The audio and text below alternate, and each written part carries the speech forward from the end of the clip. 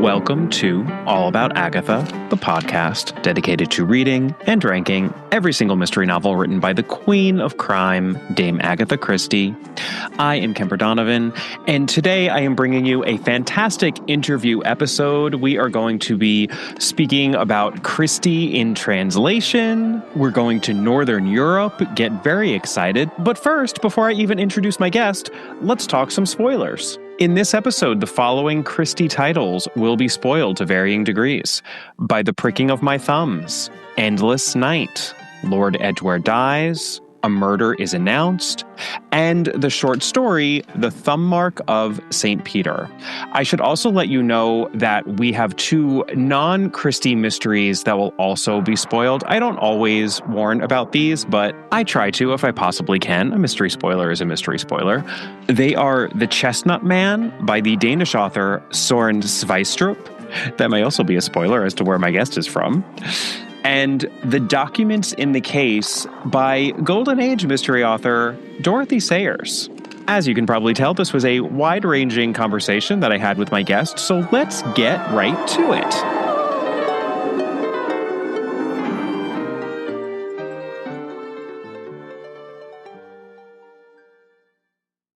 My guest today is a Christie superfan and a listener of the All About Agatha podcast, who I got to know over email, just as I've gotten to know so many of you. And I think his Christie origin story will sound familiar to many of you. He read his first Christie novel when he was 10 years old. It was The Seven Dials Mystery, in case you were wondering. And he went on to read every single one of Christie's novels before he was 18, or at least every single one of them that had been released by that point. By my reckoning, he turned 18 in 1971 or thereabouts, so he really only had a few more novels to go at that point. And there's no need to be coy about his age, because it was the first thing that he mentioned when I asked him to tell me about himself for purposes of this very introduction. Steen Just is 73 years old. He is Danish, which is to say he's from Denmark, and he worked at a university for many years teaching history and social science. He is now retired, which leaves him lots of time to focus on his side project of composing and editing nearly all of the Agatha Christie-related content on the Danish version of Agatha Christie's Wikipedia entry. I cannot wait to talk all about this. Welcome, Steen. Thank you very much. So I think it's so interesting that you've written the bulk of the Danish Wikipedia articles on Christie, or at least, the Christie entry in Danish Wikipedia. I'm wondering if you can tell me how you came to do that. How did you become one of these super editors on Wikipedia? When I was pensioned, I had little to do. I was kind of bored. I started to write on the Wikipedia. Several articles on some other questions too. Mushroom is one of my favorites. And then I thought, why don't you write about Agatha Christie? And I did that. And after a while, someone asked me, wouldn't you be an administrator here? And I said, yes. What shall I do?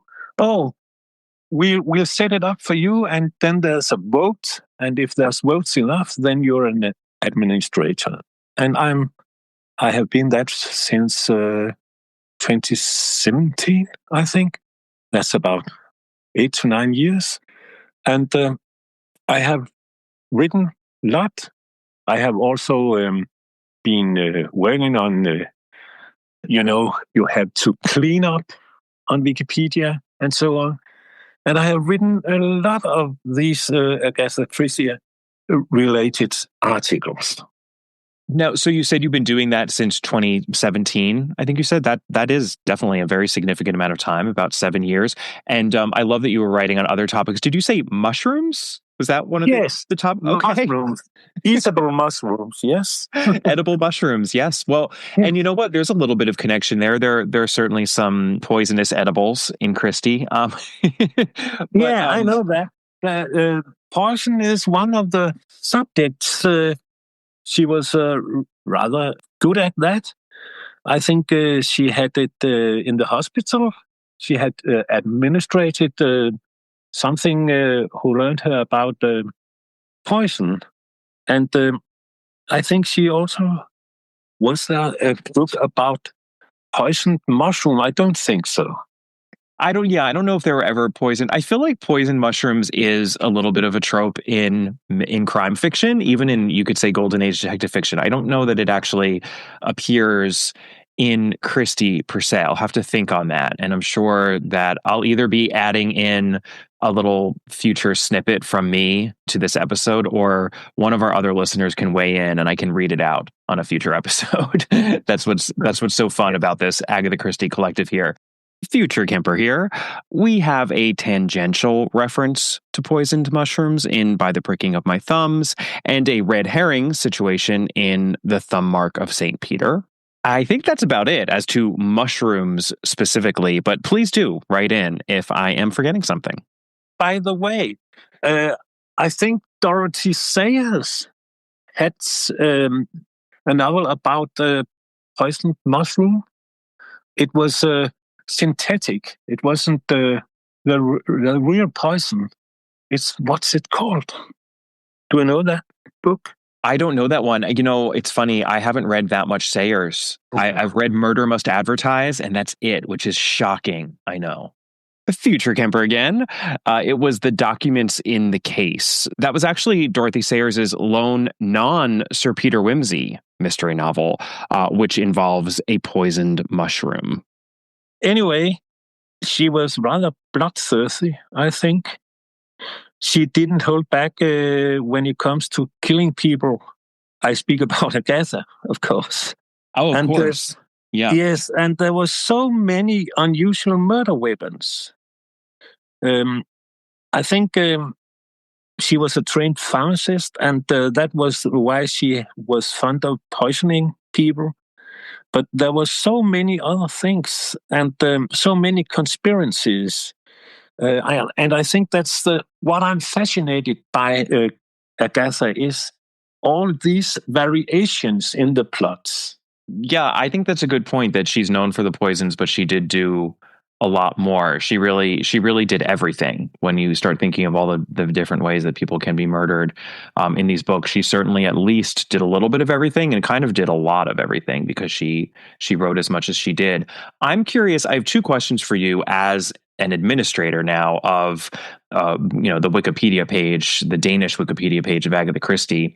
What your sources are that you use when you're writing some of these entries on Christie. I'm curious what materials you rely on for these articles, and then also whether or not you ever get into any fights or like tussles with people who want to change things a certain way, and then you sort of have to change them back. I mean, I know that can happen on Wikipedia sometimes, where people have different takes on some matters, and I'm curious if that's ever happened in the world of Agatha Christie on the Danish Wikipedia page. That was many questions. Yes, sorry.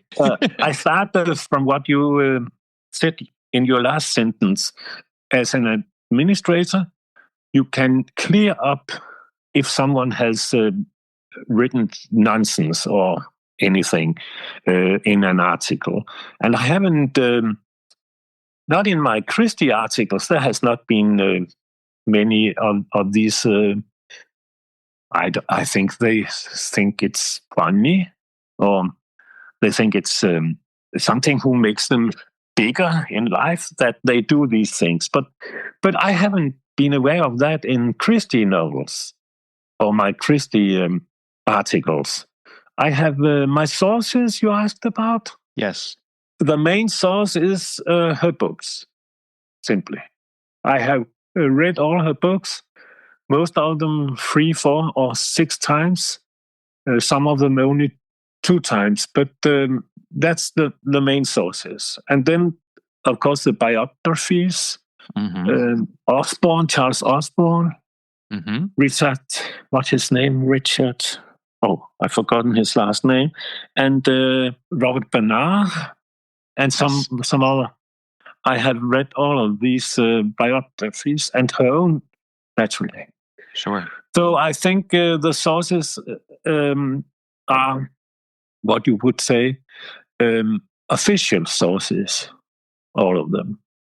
Gotcha. Have you relied at all on the Janet Morgan, Laura Thompson, Lucy Worsley? I'm curious, those biographies as well? Yeah, I have checked. If you have 2 or 3 sources, I think it's reliable. And sometimes there's not enough. I think especially it's very disturbing when it comes to her disappearance. Mm-hmm. I think there's so many different ways to describe it. And I have been careful to get more points of views in the article about her disappearance. Oh, that's interesting. I was going to ask you about that actually, because that is, I mean, I think you're right. There are so many alternate theories, and there's no way of saying, oh, but here's the definitive answer. So what you've done is just to present all of the alternate theories that are out there as to what was going on. Yes, in footnotes and so.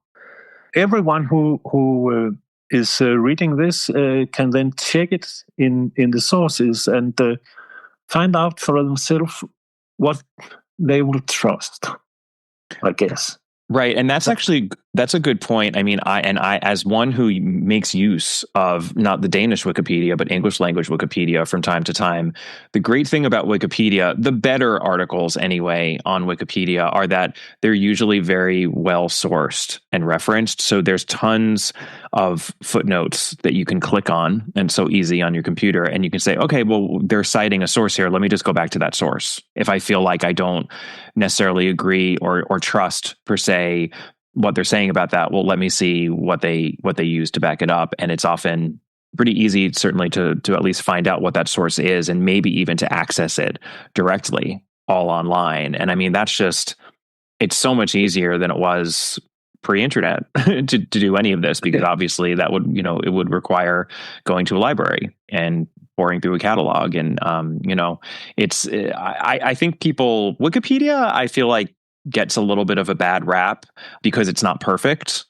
And there definitely is bad information on there, but that's because it's made by humans, right? And it's never going to be perfect. But I definitely have a lot of appreciation for it. It's not something we've really discussed a lot on this podcast, but I think any scholar of an author, especially an author as popular as Christie, is probably going to use Wikipedia or some sort of wiki knowledge. There's also a very big fandom website of Agatha Christie that is a sort of Agatha Christie wiki that I look at from time to time, because it just has such a breadth of information on there, and it seems to be linked almost to Wikipedia in certain ways, but it has more than Wikipedia. And I think there's a lot of utility that you can get out of these sites.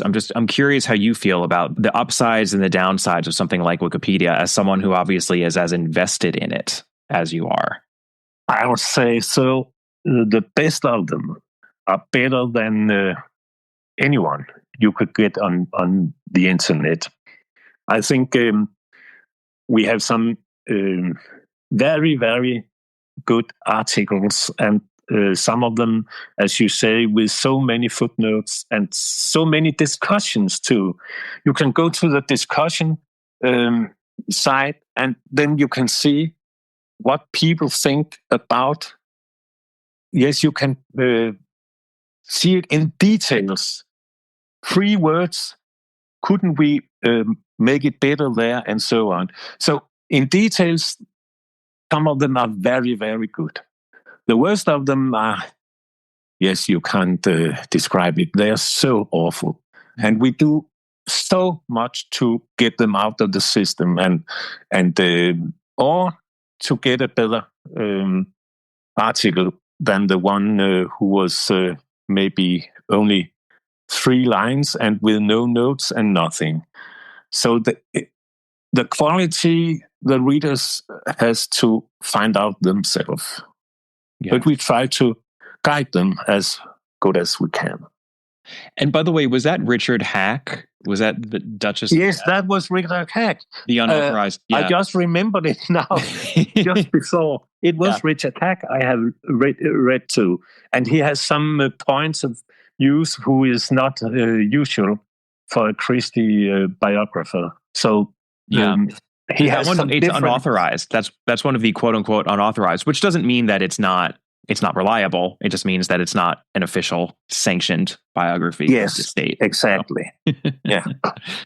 Yeah, at some point I need to do an overview, I think, of all the biographies of Christie that are out there, because I have tended to focus on those big three authorized biographies, but there are so many out there, including a number that were written right after she passed away in the late 70s, which I think are very different when you read them now, because we're so removed from Christie, and they have a lot more anecdotes from people who knew her. You know, Gwen Robbins also, that's a really interesting biography. There's a lot more out there, actually, than I think most people probably realize when it comes to biographical material of Christie. Yes, I agree in that. I have seen many who tried to find out what she really meant about things, but she was so intimate about it. She didn't give herself away. It was very seldom she did that. Like in the books, I think one of the best notes about Christie is from Robert Bernard, who says she didn't give herself away after her disappearance. She, so to speak, disappeared as an author and led over to the characters to do everything. And when she had these experiments with the narrators, there was, first-person narrators. You never know if they are reliable. They are the narrator who knows everything, but maybe reveals something for the public. And all this is so fantastic to arrange. So that's part of the Christie, that you never know who to trust. Yes, including her own accounting of herself, or lack thereof, as you're saying, because she really never did explain all that much. It's definitely part of the fascination. I'm really curious. At one point while we were writing back and forth, you mentioned this idea of a Scandinavian outlook on Christie. Just to be very basic for a second, what we mean by Scandinavia, in case there are people out there that aren't sure. I mean, there is a little bit of fuzziness, honestly, with that term, so we should just define it. My understanding is that most people would include Denmark, Sweden, and Norway in that designation. There are potentially a few other countries and regions that might get included, but is that what you generally mean when you're referring to Scandinavia? Yeah, and maybe Finland and Iceland too. But right. It's not official. That's the Nordic countries, and but Finland is closer to us now than ever after joining the alliance. So those countries, I just wanted to talk to you about Christie's influence on Scandinavian crime literature, the crime literature of those countries, which is quite robust, because I think most people outside of the region where you live would tend to associate quote unquote Scandinavian mystery with more thriller and noir material. Scandi noir has been such a thing for so many years now. Is the term Scandi okay, by the way? Do people say that? or is that sort of like... I don't think we say so here, but that's okay with me to call it Scandi. All right. I'll stick to Scandinavian mystery then. I won't put it that way, but I would just love if you could give me an insider's perspective and a Christie fanatic's perspective on how Christie has been an influence when it comes to mystery in Scandinavia. The first thing is her popularity in Scandinavia. And it's rather odd, because I have found out that in Denmark, the first novel who was published in Denmark was in 1935, and it was Murder on the Orient Express. That means that the very first we had in Denmark published was, it's about number 20 or so. So then they have published in rather confusing order all the other novels. I can say that the mystery affair at Styles was number 36 in the Danish publications. Mm-hmm.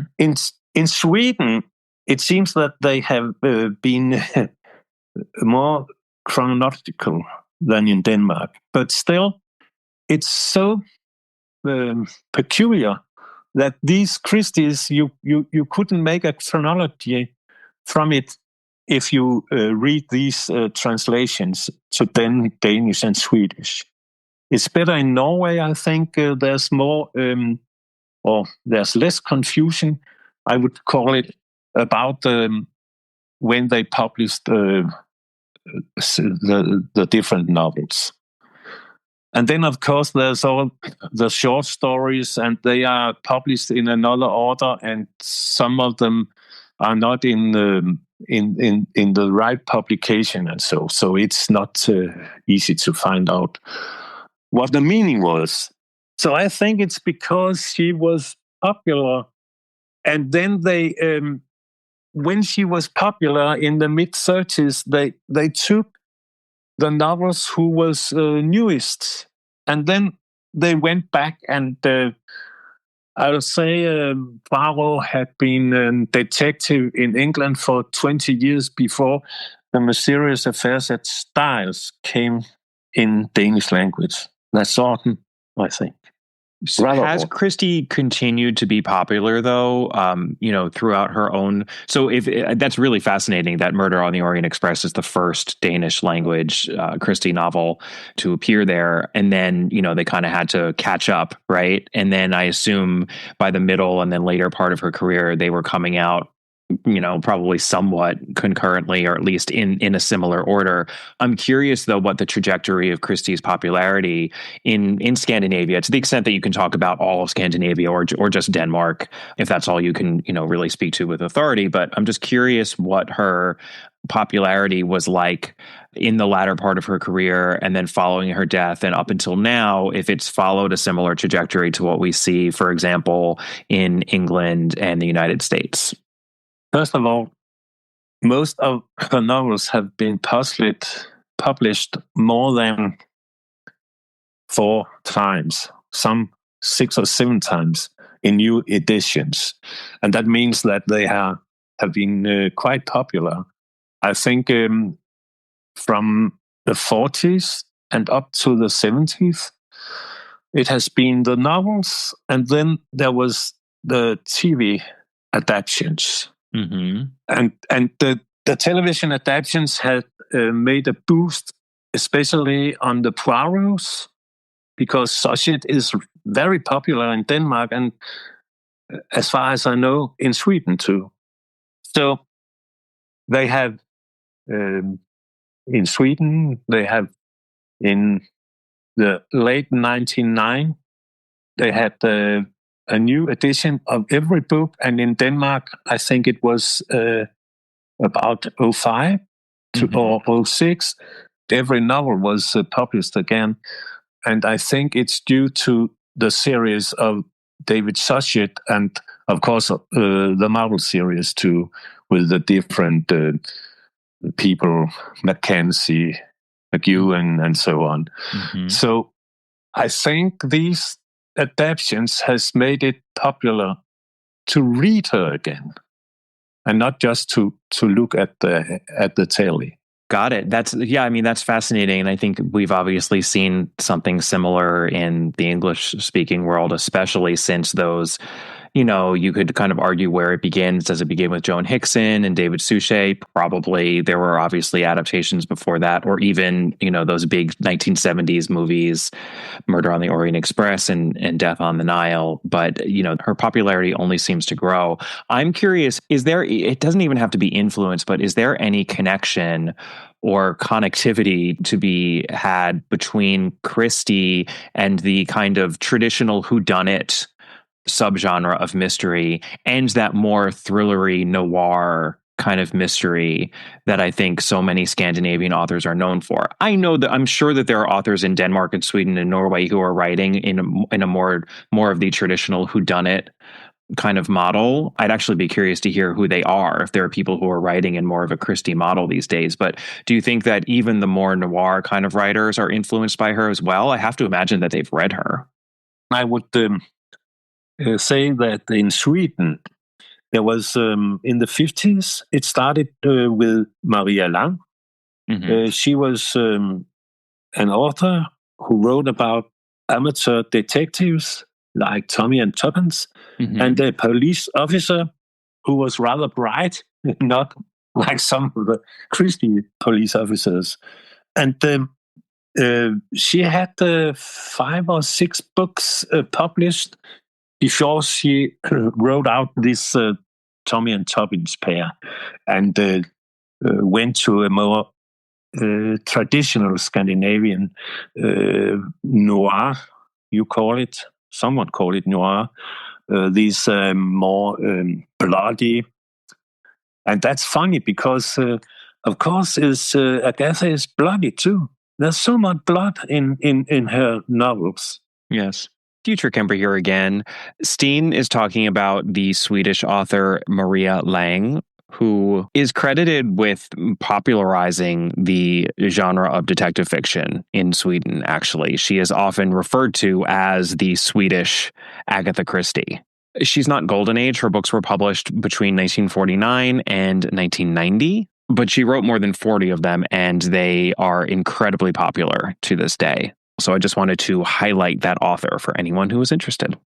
So I don't know why someone say it's cozy to read Christie. I think it's scaring sometimes. Most of all, that's naturally one of my favorites, and then there were none. It's very scaring to read. But back to the subject.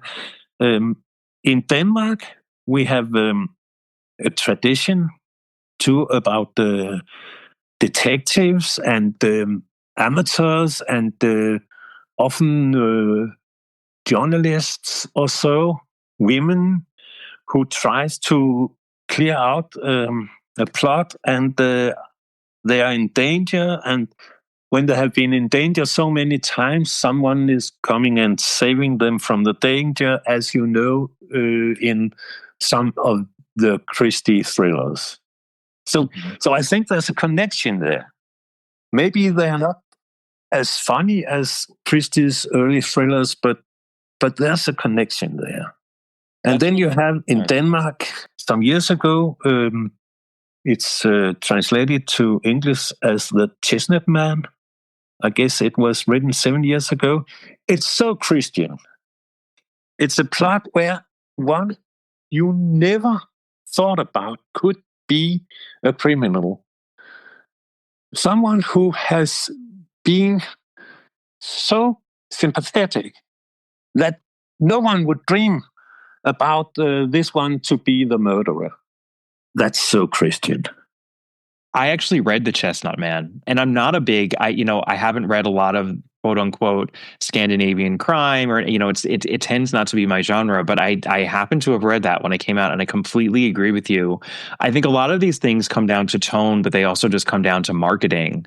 When a book gets marketed as, oh yeah, this is more noir, this is blood-soaked crime, and if you really just sort of encounter the books on their own terms, I think you'll see how much crossover there is. And I love that you already brought up And Then There Were None, because I mean, that's kind of the obvious one. If you're looking for a book that, so many of these more noir-y kind of books could be descended from directly, like, my God, it's not cozy. It's very disturbing. There's a lot of violence. That's definitely, I think, a big one in terms of influence. Of course, I asked you, what your favorite Christies are, and you already told me. So, normally I would just ask you this question, but I already know the answer. So I'm just going to use it as part of the preamble to my next question here, Steen. You identified And Then There Were None, Endless Night, and Five Little Pigs. And of course, Five Little Pigs, I mean, you're preaching to the choir. Of course, that's one of the best. But it was interesting to me that you choose And Then There Were None and Endless Night, which are probably her two darkest books, like the two books that truly, I think, feel the closest to more of that dark kind of noir-y tradition. And I'm wondering if you would agree with that, or if you ever thought about that or not, that those they just kind of happen to be your favorite Christies. But that's the thought I had when you identified those as your favorites. Five Little Pigs, I would say, is the best novel in my opinion, because it's so fantastic, well written. Yeah. Every word is essential to the plot. And then there's those five little pigs who are each one are telling one story, and you have to puzzle them together, and then you maybe could guess it.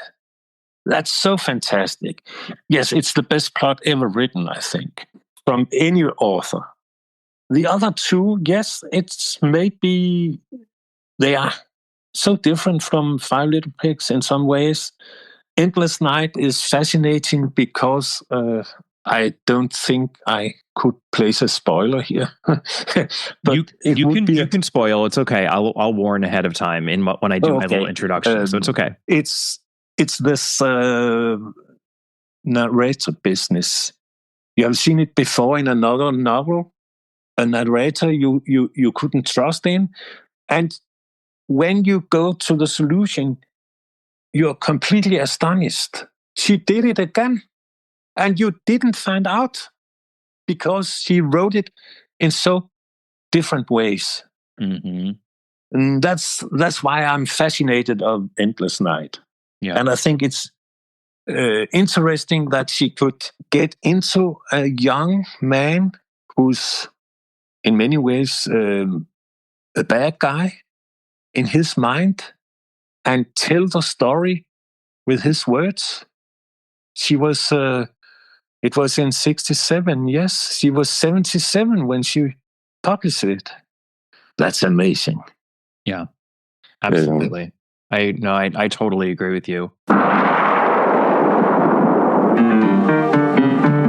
Don't touch that dial. We'll be back in a moment with the rest of our episode. We just wanted to take a moment to ask you, our dear listeners, for a favor. If you haven't already done so, we would very much appreciate it if you take a moment to, give us a rating or a review wherever you're listening to this podcast. It really helps the podcast out because ratings and reviews make it much easier for other Christie fans such as yourselves to find our podcast. And the more ratings and reviews we get, the more people we can reach. It should take you a matter of seconds, and lucky you, we're going to provide you with those seconds right now, so go to it.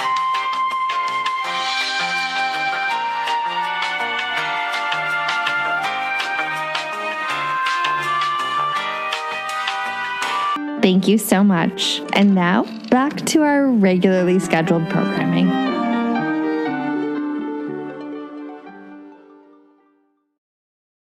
I'm curious, given that your English is excellent, as has been evidenced by this very interview. I know it sounds like you read all of Christie's works, certainly the first time in the Danish language adaptations. Have you ever read Christie in the original English or only in Danish? Yeah, I have not read everyone in English, but the best of them, I have definitely read them in English after reading them in Danish. The first 4 or 5 years, I wasn't good at English, but then going to grammar school, I also found it interesting to read the Agatha and other novels in English to improve my English. So I think I have read about half of the novels in English. I'm curious if there are any of because we talk about this sometimes, especially when we're going through listener mailbag messages, and we talk about Christie in translation. Since so many of her clues are sort of in the written medium, and I really do think that's one of the reasons she's as good as she is. The fact that close reading is involved in figuring out what's happening in A Murder is Announced, for example, or even in Lord Edgware Dies, where you have a word that has one letter that gets cut off. I'm curious how those sorts of tricks have worked or not in translation in Danish, and just how you feel about Christie in Danish versus Christie in English for that reason. In A Murder is Announced, there's some typographical evidence. Yes. By the spelling of inquiries. Mm-hmm. And you can't find it in the Danish translation. It's absolutely absent. So it's a vital clue in the English version who you can't find in the Danish version. Because is it just because that you couldn't do the same thing where inquiries and inquiries and inquiries are spelled with an I or with an E, and like in Danish, it's just spelled precisely one way, and you couldn't do it. Yeah. It would be two different words you should use, so you couldn't do it that way. Not by. And then there's some of the examples is the later translations. The earlier translations tries to find the right word in Danish, but the later translations, you also have this political correctness.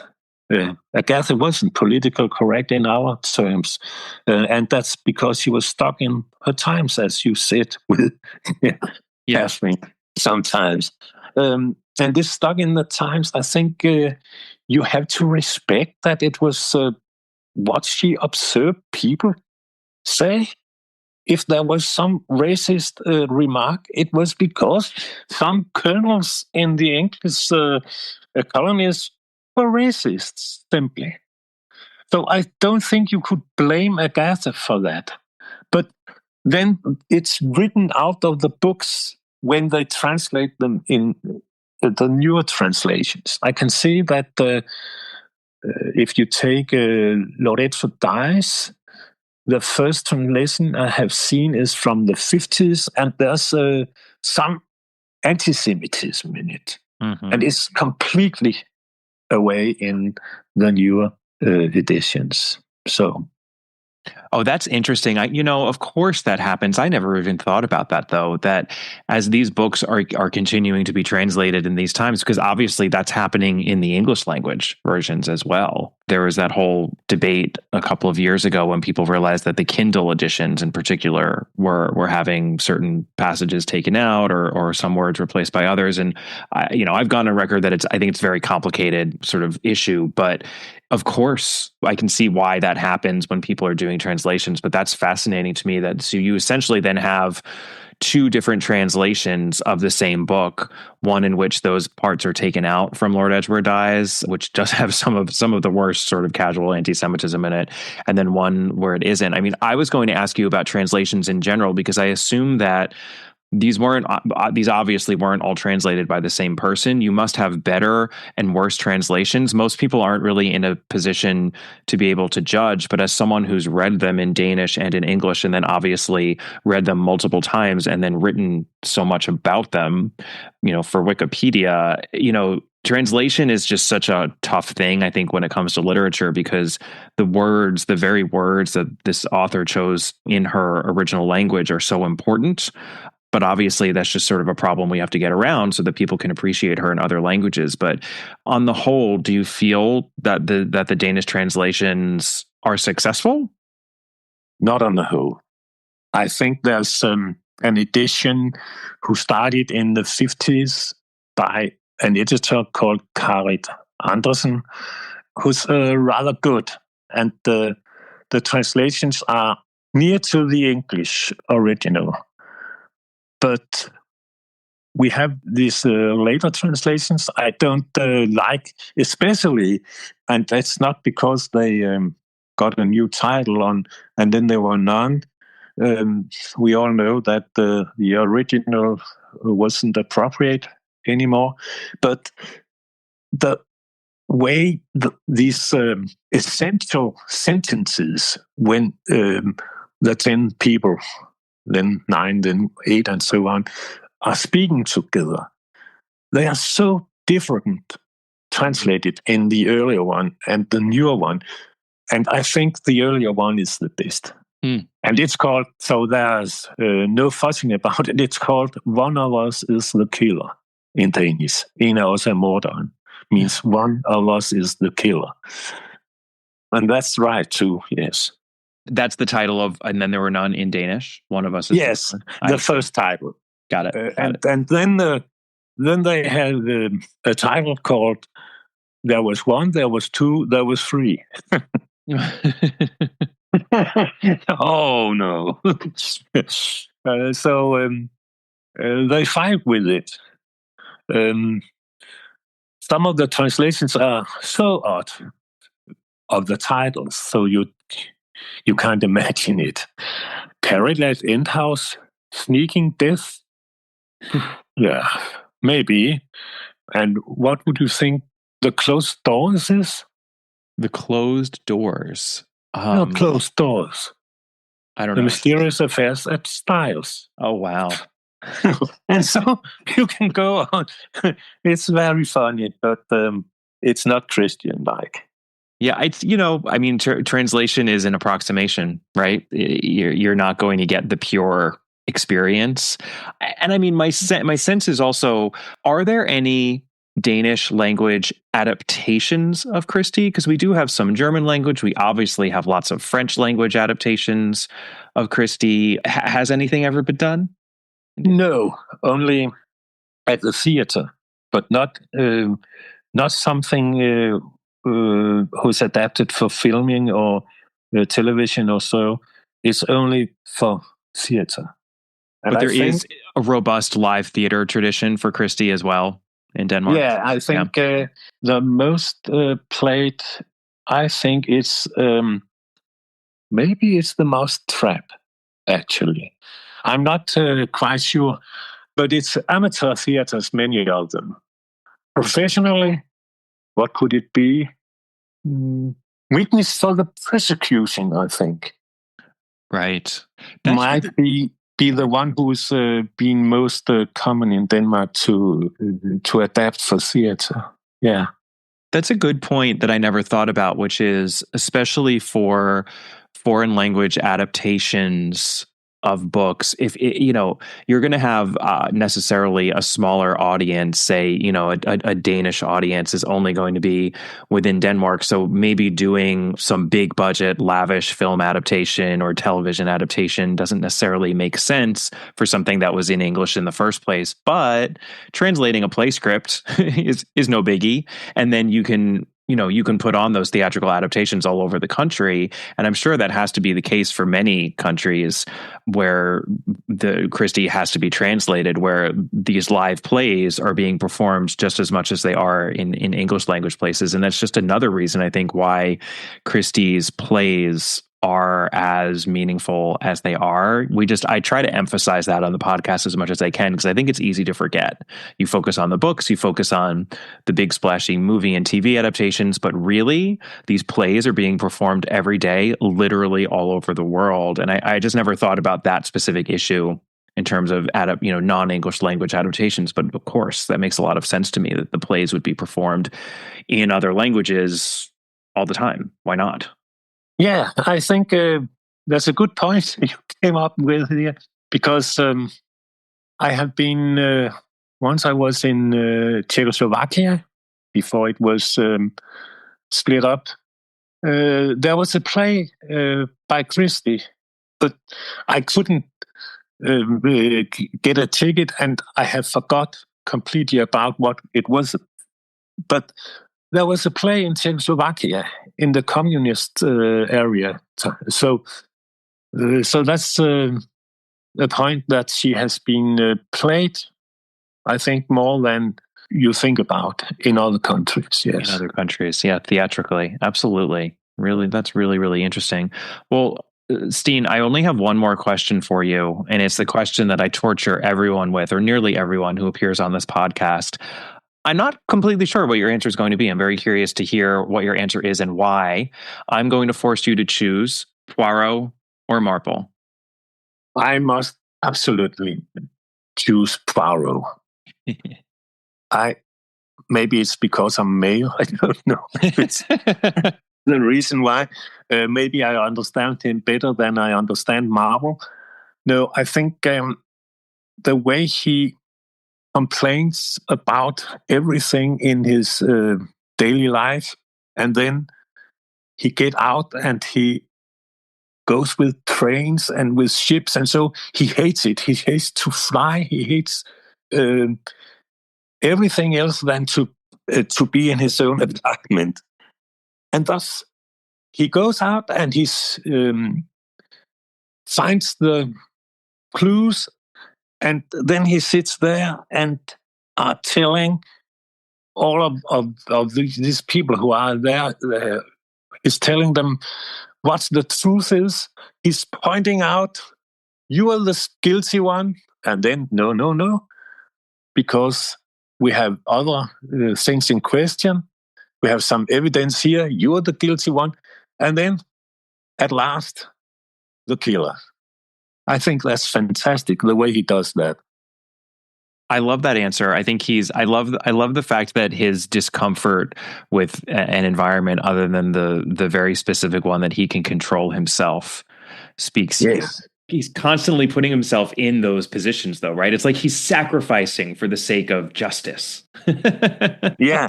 And yes, he sacrifices himself, and he sits there. I think in Mrs. McGinty's death, he's so uncomfortable because of the fireplace, and there's no heat, and the food is awful, and so on. And in the end, he really likes Mrs. Summerhays. And even he teaches her how to make an omelette.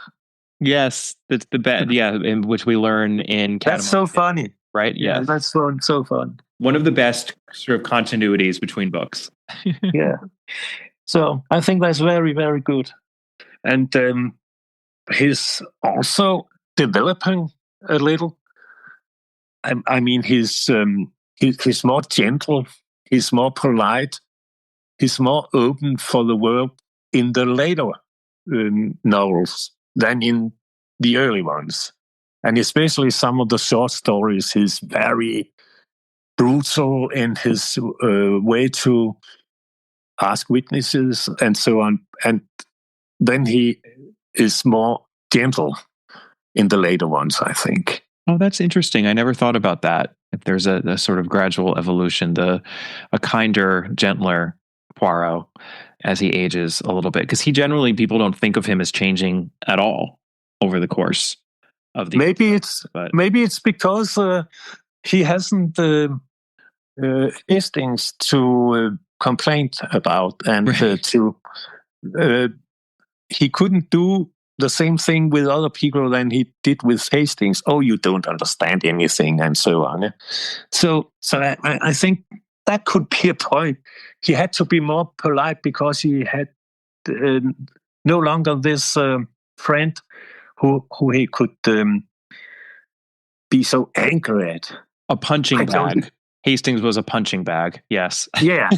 Why don't you understand anything, and so on? Oh, yeah. That's interesting.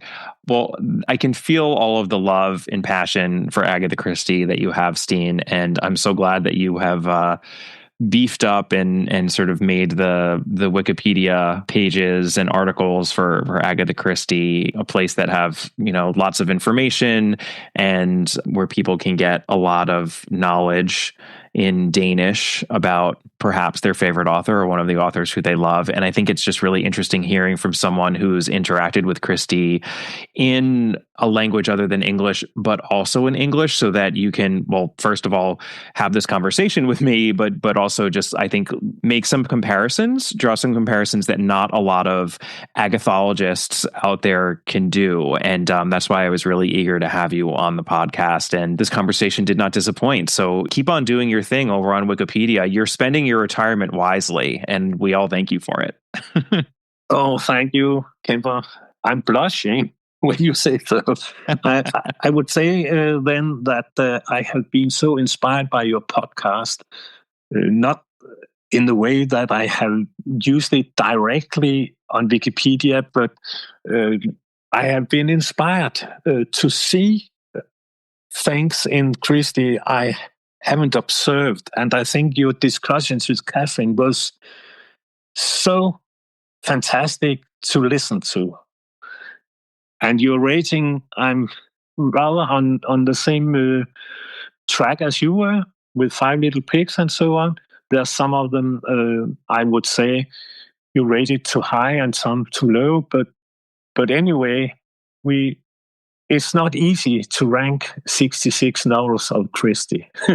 Yes. Well, and I appreciate that. Thank you for those kind words about my and Catherine's debates. And yes, that's the fun of Christie. You're always going to disagree about something, right? And if we're mainly on track and you're only having minor disagreements in the rankings, I'd say that that's a win. I'll certainly take it that way. Yeah. Well, thank you so much for this. Keep on listening and we can keep on emailing back and forth. And I hope that you continue to make contributions to Danish Wikipedia. Yeah, I will. And thank you very much for this conversation. Thank you again to Steen Just for a lovely conversation, a bit of a different angle on Christie fandom and scholarship, and I really appreciated that. Steen also contacted me after our conversation, and he had a little extra message for me that he asked me to read out, so I'm going to do so right now. I forgot to mention an important point for you and the listeners. A Danish reality show featured competitors who were traveling in a bus through Europe. The windows are obscured, but through competitions, participants can get clues about their location. If you don't win a competition, you might observe some clues in the bus. Every day, one of the participants must leave the bus. When it stops, they must put the X at the destination. The loser is the person who places the X at the furthest distance from the actual destination. They know it's a European capital. If everyone guesses the city, it's still the person who is at the furthest distance from the actual destination in the city who loses. This concept, originating in Belgium but adapted for use in Denmark and the Netherlands, draws inspiration from at least 3 novels by Agatha Christie: Destination Unknown, Nemesis, and Then There Were None. If you are able to mention this on the podcast, I will be very happy. Well, I hope I have made you very happy, Steen, by mentioning that reality show. It's called Destination X. We know our Christie loved a good X moniker. She would use that a lot in her books. There is actually a US version of this reality series that is currently airing as I speak in this summer of 2025. Hosted by Jeffrey Dean Morgan, no less. This is very common. These reality series often spawn new iterations in different territories. Speaking of entertainment in translation. And it's interesting to me how we can often see the Christie DNA, so to speak, in reality TV. There was actually a season of The Traitors UK that I've been told uncannily mirrors not just the situation, but the very plot of Agatha Christie's And Then There Were None, the way that it spools out at the end, to the point where people suspected that the contestants were doing it on purpose, and apparently when they were asked about it, they were like, what's that book? They had never read it. But I don't think it's a surprise or a coincidence that we see some of Christie's influence even in reality TV, because even though the connection is not direct and spans a great deal of time, not to mention different media, I think the connection is absolutely there. Christie is everywhere.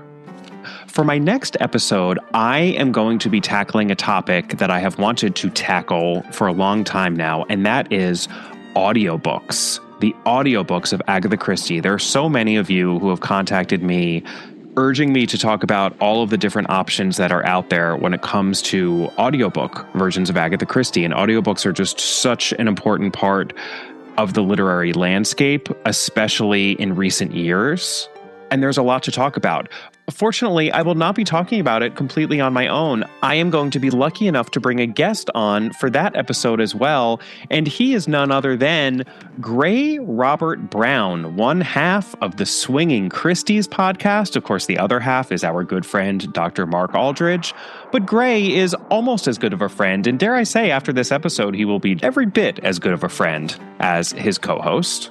Gray, in addition to podcasting and writing and all the agathologizing he does, works in the world of audiobooks, and we will get into it in our conversation. I cannot wait for that.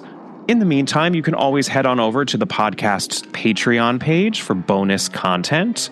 For July, I am going to be watching the BritBox documentary Travels with Agatha, in which Sir David Suchet follows Agatha Christie's footsteps on her 1922 round-the-world tour. I have many friends who participated in this documentary. I've been meaning to watch it for ages now. And by ages, I mean a few weeks. I think it's been out for a month or two.